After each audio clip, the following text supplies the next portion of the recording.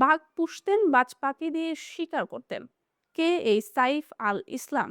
লিবিয়ার সাবেক নেতা মুয়াম্মার গাদ্দাফির ছেলে সাইফ আল ইসলাম হত্যাকাণ্ডের ঘটনায় আবারও আন্তর্জাতিক আলোচনায় উঠে এসেছেন। পশ্চিম লিবিয়ার শহর জিনতানে নিজ বাড়ির বাগানে তিনি নিহত হন।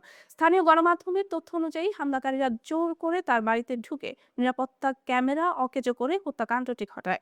তবে এই হামলার পেছনে কারা জড়িত তা এখনো নিশ্চিত হওয়া যায়নি।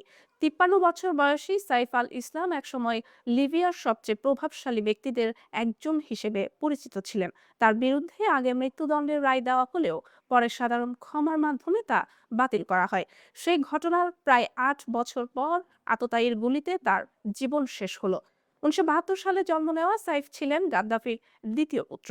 তিনি ত্রিপোলির আল ফাতেহ বিশ্ববিদ্যালয় থেকে প্রকৌশলে ডিগ্রি অর্জন করেন।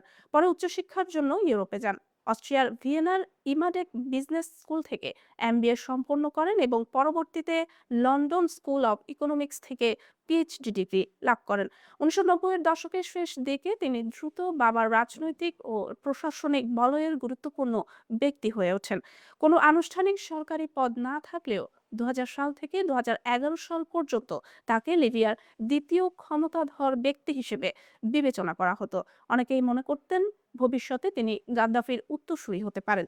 রাজনৈতিক প্রভাবের পাশাপাশি ব্যক্তিগত জীবনযাপনেও আলোচিত ছিলেন সাইফ আল ইসলাম।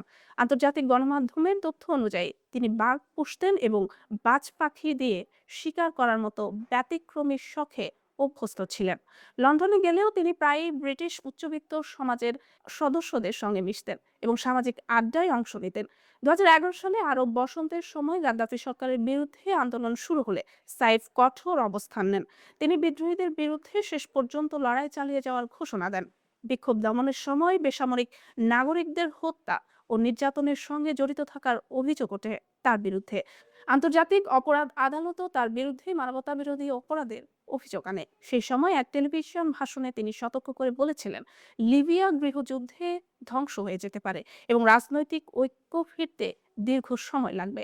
গাদ্দাফি সরকারের পতনের পর কয়েক মাস আত্মগোপনে ছিলেন সাইফ। ২০১১ সালের নভেম্বরে দক্ষিণ লিবিয়ায় তিনি আটক হন এবং স্থানীয় মিলিশিয়াদের হেফাজতে রাখা হয়। ২০১৪ সালে তার বিচার শুরু হয় এবং ২০১৫ সালে তাকে ফায়ারিং স্কোয়াডের মাধ্যমে মৃত্যুদণ্ড দেওয়া হয়। তবে প্রায় ৬ বছর বন্দী থাকার পর ২০১৭ সালে সাধারণ ক্ষমা আইনের আওতায় মুক্তি পান তিনি। এরপর তিনি জিনতান এলাকায় বসবাস শুরু করেন এবং ২০২১ সালে লিবিয়ার প্রেসিডেন্ট নির্বাচনে অংশ নেওয়ার পরিকল্পনা করেছিলেন। যদিও সেই নির্বাচন শেষ পর্যন্ত স্থগিত হয়ে যায়। সাইফ আল ইসলাম ছিলেন একদিকে বিতর্কিত রাজনৈতিক উত্তরসূরি, অন্যদিকে বিলাসী জীবনযাপনের জন্য আলোচিত এক চরিত্র। তার মৃত্যু লিবিয়ার দীর্ঘ রাজনৈতিক অস্থিরতার ইতিহাসে আরেকটি রহস্যময় অধ্যায় যোগ করল।